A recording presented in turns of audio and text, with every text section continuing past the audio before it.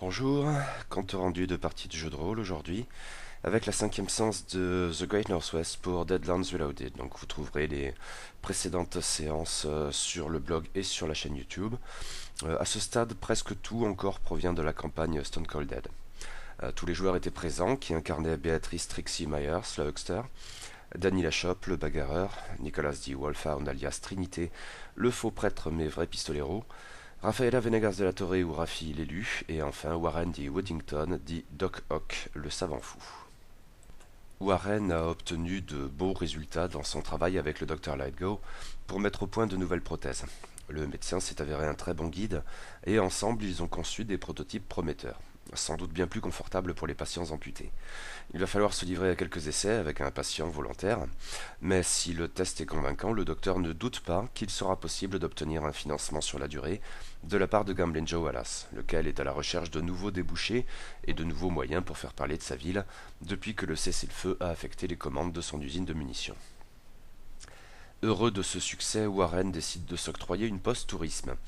Accompagné par Nicholas D. Wolfhound, au cas où, et conscient de ce que le paternalisme viscéral de Gamblin' Joe Wallace fait que ce n'est pas le jour le plus indiqué pour visiter son usine, qui tourne au minimum en ce jour d'inauguration du tournoi de poker, il a accordé un congé exceptionnel à tous ses employés, le savant fou se replie sur l'autre usine de Crimson Bay, cette étonnante blanchisserie située à Chinatown, qui l'intrigue énormément.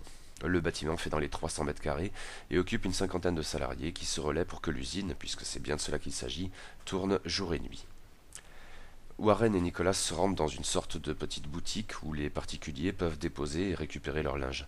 La plupart des panneaux sont en chinois, mais il y en a quelques-uns dans un anglais un peu approximatif. Une femme tient le comptoir et attend, stoïque, que l'on fasse appel à elle. Un homme passablement baraqué reste debout non loin, à côté de la porte conduisant à l'usine. Warren et Nicholas s'approchent, mais silencieusement l'homme se positionne devant la porte en faisant non de la tête. Warren avance un Mr. Chou, enquête, qui ne donne aucun résultat. Il faut dire qu'il semble avoir confondu Mr. Chou, le patron du bordel le White Tiger, et Mr. Fong, le propriétaire et gérant de la blanchisserie et le patron officieux de Chinatown. Warren et Nicholas multiplient les gesticulations et les mimes pour convaincre l'homme de leur laisser le passage, mais ne provoquent que son rire. Par chance, ils entendent soudain une voix en chinois derrière eux, et le vigile se met au garde à vous. Puis l'homme qui vient de parler ainsi passe à l'anglais, très correct, même si avec plus qu'une pointe d'accent. Il s'agit de Mr. Fong, le patron, un homme très souriant, très aimable. Warren s'empresse de lui expliquer qu'il est ingénieur, curieux de comment les choses fonctionnent ici, et désireux de rendre service si jamais. L'industriel s'en étonne, il ne reçoit guère de touristes, mais veut bien faire une visite guidée. Il a vaguement entendu parler du scientifique. Et il admet manquer de personnel qualifié ici. Il n'y a pas vraiment d'ingénieur en titre. Les petits soucis habituels peuvent être gérés sur place, mais pour les problèmes plus importants, il faut souvent faire appel à des ingénieurs bien éloignés, à Shanfan au mieux, sinon de l'autre côté du Pacifique, Shanghai ou Hong Kong. Mr. Fong fait donc le tour du propriétaire. Une grande pièce très bruyante avec une énorme chaudière qui occupe 5 hommes à elle seule en permanence, un réseau de tuyauterie très complexe qui fait le tour du hangar, un soufflet conséquent et une sorte de tapis roulant. Nombre des blouses qui y circulent sont du même type, on comprend aisément qu'elles viennent de l'usine de munitions de Gamblin' Joe Wallace, les deux usines fonctionnent en symbiose. Un escalier conduit à une mezzanine d'où l'on voit tout le hangar et où se trouve le bureau du propriétaire. Il y a çà et là des gardes qui surveillent attentivement. Warren est ravi par ce qu'il voit, et positivement surpris. La technologie est assez moderne, mais n'a rien à voir avec la science étrange cependant. Sans être révolutionnaire, mais c'est surtout qu'on en fait un usage inattendu, très innovant.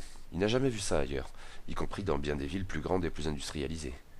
Il s'intéresse plus particulièrement à la chaudière et s'entretient avec Mr. Fong de son fonctionnement. Mais, humblement, le Chinois explique ne pas être un ingénieur.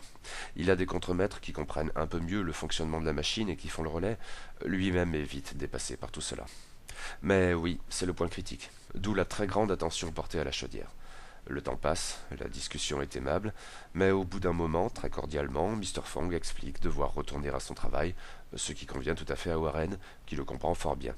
Tous deux ont apprécié leur discussion et échangé leurs cartes.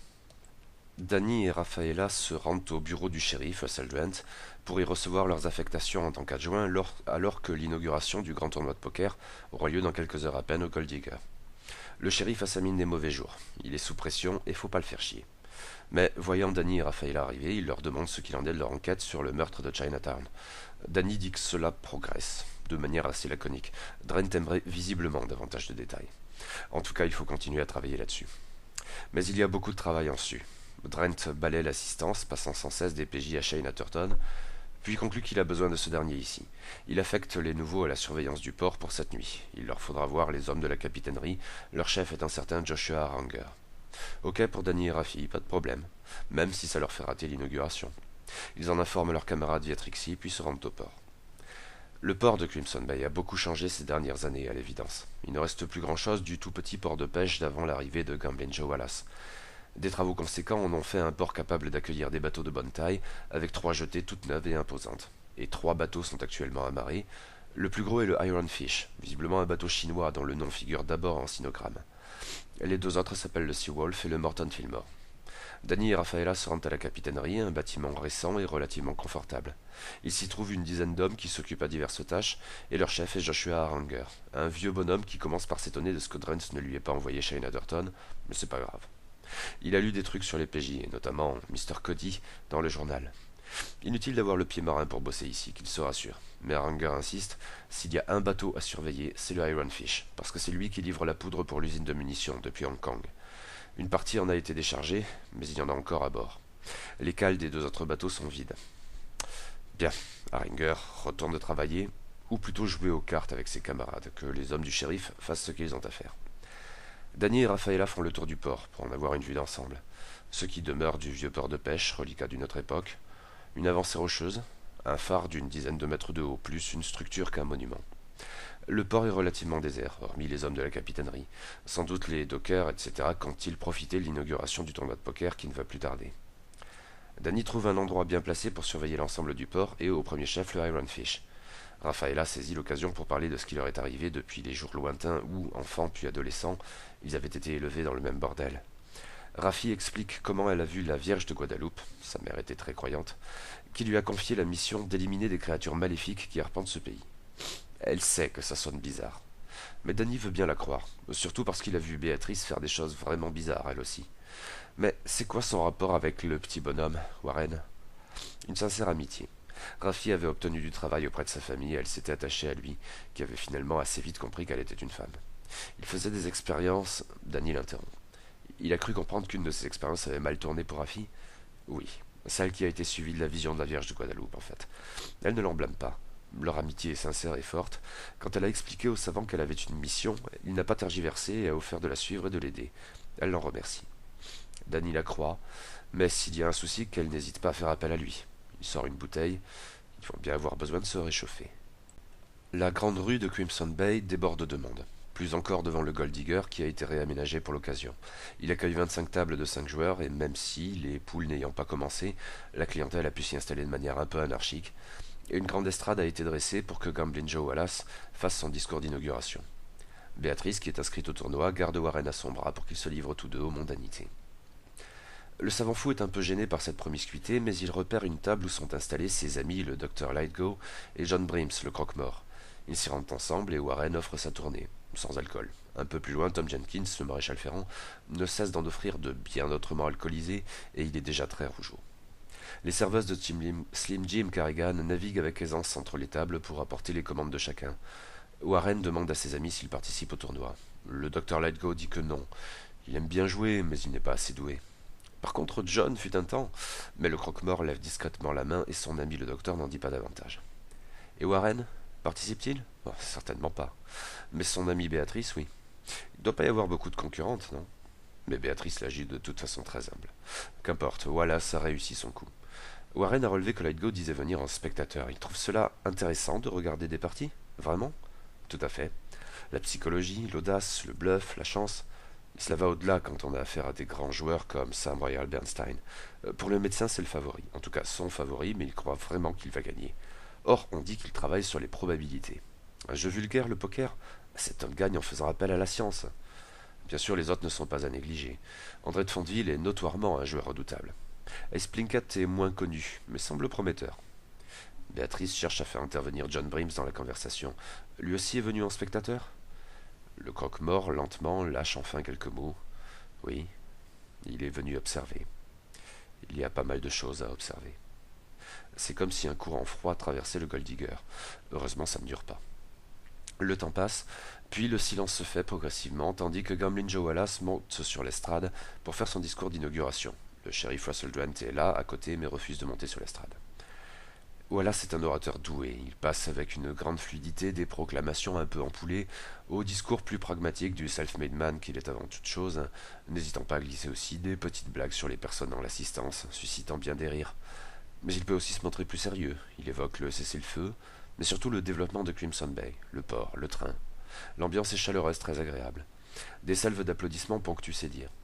Puis il fait monter sur l'estrade les trois favoris. Il sait que c'est une bonne publicité.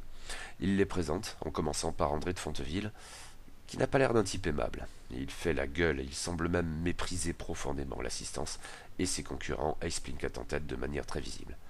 Son rapport à Sam Royal Bernstein est d'un autre ordre. C'est de la rivalité respectueuse cette fois. Ce dernier a un abord beaucoup plus sympathique, beaucoup plus humble surtout, même si l'opinion du Dr Lightgo, voyant en lui le favori, est assez communément partagée. Ace Plinkett est le petit nouveau et perturbe les autres, visiblement. À en croire les ragots, c'est un type parfaitement médiocre en tout et un ignare tant qu'à faire. Mais c'est un joueur de poker brillant. Tout à l'instinct, on le dit. Quoi qu'il en soit, tous se voient salués par des applaudissements enthousiastes. Et enfin, d'un ton très solennel, Gamblin Joe Wallace déclare le grand tournoi de poker de Crimson Bay ouvert. Les officiels annoncent alors la composition des 25 tables de jeu en invitant les spectateurs à se montrer moins expansifs pour ne pas perturber les joueurs. On ne réclame pas un silence de cathédrale, simplement un bon compromis. Ce que Tom Jenkins, déjà complètement bourré, semble avoir du mal à intégrer.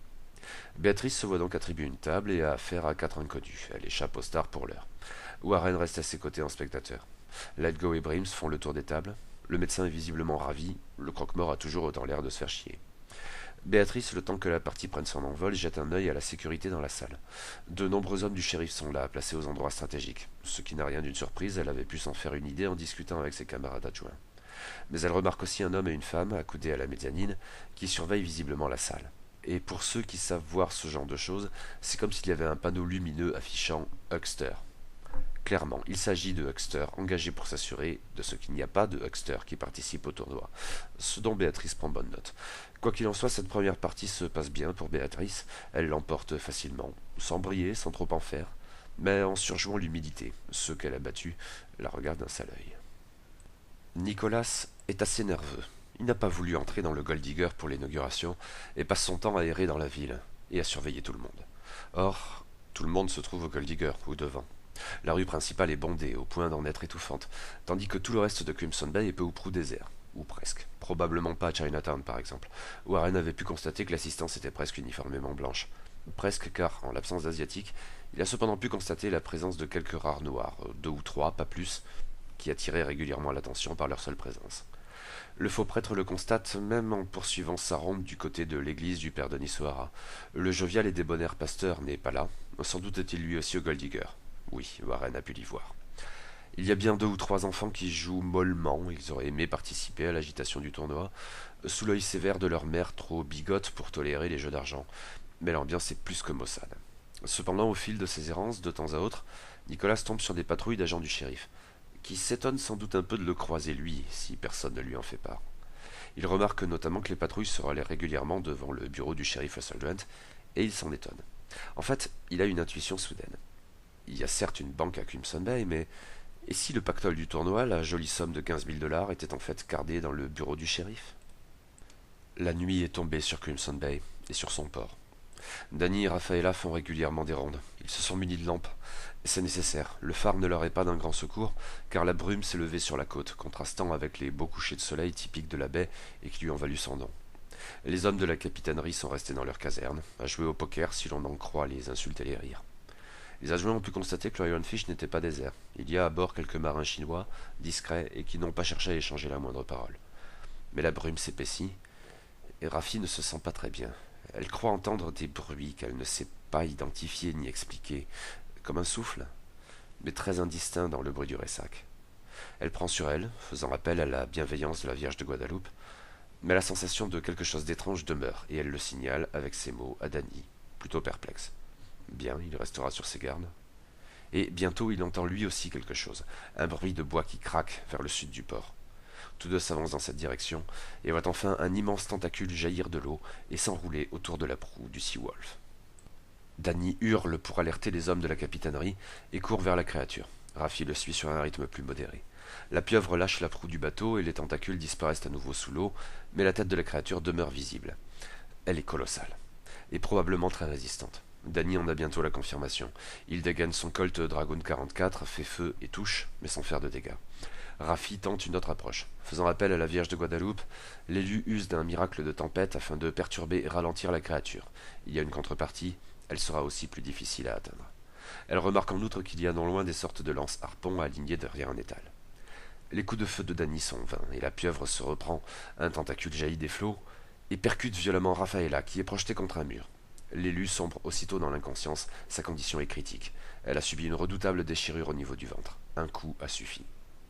Danny, terrorisé par ce qui s'est produit, se précipite sur Raffi pour lui venir en aide, et assène un violent coup de gourdin sur le tentacule qui tenait toujours son ami, et la lâche aussitôt, se repliant rapidement.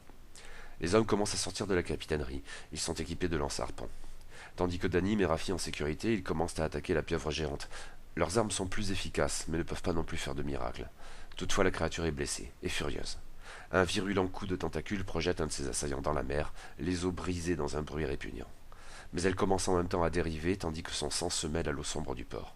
Danny s'empare d'un lance-harpon abandonné, mais n'a pas le temps d'en faire usage. Un des hommes de la capitainerie a enfin pu loger un harpon dans l'œil terrifiant de la créature, qui s'enfonce sous les flots, morte. Danny ne prend pas le temps de célébrer la victoire. Il prend Rafaela inconsciente dans ses bras, sans réfléchir, et court dans la direction de Crimson Bay. Quelque chose comme 300 mètres séparent le port de la ville à proprement parler. Il lui faut un médecin. Pendant ce temps, en ville, Nicolas, qui patrouille sans cesse aux aguets, remarque qu'il y a de l'agitation du côté du bureau du shérif. Il s'en approche et voit un adjoint dont il ne connaît pas le nom, l'air paniqué, qui en sort et se précipite aussitôt dans la direction du Gold Digger. Nicolas décide de le suivre. À l'intérieur, Béatrice joue au poker et continue de gagner pour l'heure, sous l'œil un peu voilé d'incompréhension de son supporter, Warren. Ils n'ont pas pris garde à l'adjoint qui est entré dans le salon, mais Nicolas l'a suivi et le voit se rendre aussitôt auprès du shérif Russell Grant, qui surveille la salle à proximité de l'escalier menant à l'étage et au bureau de Wallace. Jouant des coudes, Nicolas parvient à s'approcher et entend l'adjoint dire essoufflé « On a volé le pactole !» Trent aussitôt lui fait signe de se taire. Il s'approche d'un de ses hommes et lui chuchote quelque chose. Cet adjoint se rend à l'étage auprès de Wallace, tandis que Drent entreprend de sortir du Gold Digger. Nicolas le suit. Warren, qui ne comprend pas très bien ce qui se passe, rejoint son ami, et Béatrice de même. Elle vient de remporter une partie, et le temps qu'une autre table soit mise en place, elle est libre de ses mouvements. Ils ne sont pas les seuls à remarquer qu'il se passe quelque chose. La foule, dans et devant le Gold Digger, se met à chuchoter. On entend même parfois le mot « pactole ». Au même moment, Danny approche du Gold Digger, Rafaela inconsciente dans ses bras. Il crie « Un médecin! Un médecin !» Warren, stupéfait, réagit aussitôt en allant chercher le docteur Lightgo à l'intérieur du salon, le pressant de venir immédiatement. Raphaël compte beaucoup pour lui. Tous deux sortent aussitôt en jouant des coudes, tandis que la foule autour d'eux, consternée, est à deux doigts de la panique, et les hommes du shérif sont prêts à dégainer leurs armes. Dans cette ambiance électrique, le très sérieux docteur Lightgo se penche sur Raffi et entreprend de lui donner les premiers soins, tandis que Danny raconte ce qui s'est passé à un Warren qui n'en revient pas. Lightgo fait des miracles. Il ne se contente pas de stabiliser l'état de Raffi. Son intervention rapide et sûre permet à sa patiente, car il a, sans l'ombre d'un doute, compris que c'était une femme, s'il n'en fait pas état, de récupérer un minimum. Warren le remercie, des larmes aux yeux. Danny rassuré, Warren reste aux côtés de Raffi et la ramène à Washington. Il suppose qu'il faut faire son rapport au shérif Russell Grant quant à ce qui s'est passé au port. Lui-même étant un peu affolé, il n'a pas pris la mesure de la panique qui gagne la foule rassemblée devant le Gold Digger. Mais Nicolas s'éclaire à ce propos et lui indique que le shérif a pris la direction de son bureau. Tous deux s'y rendent à leur tour, suivis de Béatrice, qui a bien perçu que le tournoi était interrompu. Quelques adjoints devant le bureau du shérif ont l'air particulièrement nerveux, et on entend des éclats de voix à l'intérieur. Danny pénètre dans le bâtiment, mais les autres adjoints barrent le passage à Nicolas et Béatrice, qui se montrent narquoises et s'attirent quelques regards noirs. Danny tombe bientôt sur le cadavre d'un adjoint, égorgé, noyé dans son propre sang. Il y a des traces de pas ensanglantés qui conduisent à la réserve à l'arrière du bureau. Là-bas se trouve un deuxième cadavre d'adjoint, égorgé également. Dans la réserve, il voit un petit coffre-fort qu'il n'avait jamais repéré avant, sans doute parce qu'il était dissimulé dans un meuble. Les deux sont ouverts et vides. Derrière le meuble, il y a un troisième cadavre, mais cet adjoint-ci n'a pas été égorgé. Il y a un impact de balle au niveau de sa jugulaire, et le sang en a giclé très violemment sur les murs. Les traces de pas sont omniprésentes. Des traces de bottes, mais aussi de pieds nus. Danny en déduit qu'il y avait probablement 3 agresseurs. Il marmonne ses observations et déductions, Mais impossible de suivre ses traces à l'extérieur. Elle se noie dans la boue et le très abondant passage dans la ville euphorique. Tandis que Danny fait ses observations, il entend dans la pièce principale un Russell Dwent furieux qui réclame des explications. Glenn Cabot se trouve également sur place, qui est revenu de l'entrée est de la ville, qu'il gardait jusqu'alors avec quelques autres adjoints. L'intuition de Nicolas s'avère exacte. C'était ici que l'on conservait la récompense du tournoi, le pactole de 15 000 $. Les 3 adjoints morts restaient en permanence à l'intérieur, et les patrouilles à l'extérieur étaient organisées de sorte à multiplier les passages devant le bureau. Mais l'assaut a dû avoir lieu pile au moment où les patrouilles étaient les plus éloignées. Il n'y avait donc que les 3 adjoints à l'intérieur, qui ont été tués très rapidement. Quand la patrouille est arrivée, elle n'a vu que les cadavres et le coffre vidé. Drent engueule tout le monde, ses adjoints sont terrorisés. Puis intervient une autre voix qui gueule encore plus fort, et sur le shérif tout particulièrement. C'est Wallace, arrivé du Gold Digger, et plus furieux que quiconque. Son joli rêve du tournoi s'écroule. Danny les rejoint et, s'il est bien conscient que ce n'est sans doute pas le moment d'évoquer la pieuvre géante, il explique qu'il a découvert en observant la scène de crime. Silence. Puis Drent, l'air mauvais. Putain, on a embauché un génie. Le shérif va jeter un œil dehors, plus pour se calmer les nerfs qu'autre chose. Wallace retourne quant à lui au Gold Digger, accompagné par Cabot. Le maire va dire à Slim Jim Carrigan de garder le Gold Digger ouvert toute la nuit, et lui-même va payer pas mal de tournées pour essayer de calmer les choses. Ce qui ne sera probablement pas suffisant.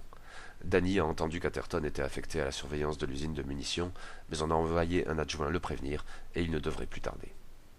Au Gold Digger, et devant, car les informations circulent, et c'est comme ça que les PJ apprennent ce qui suit, tout le monde sait maintenant plus ou moins que le pactole a été dérobé, et que l'avenir du tournoi est compromis.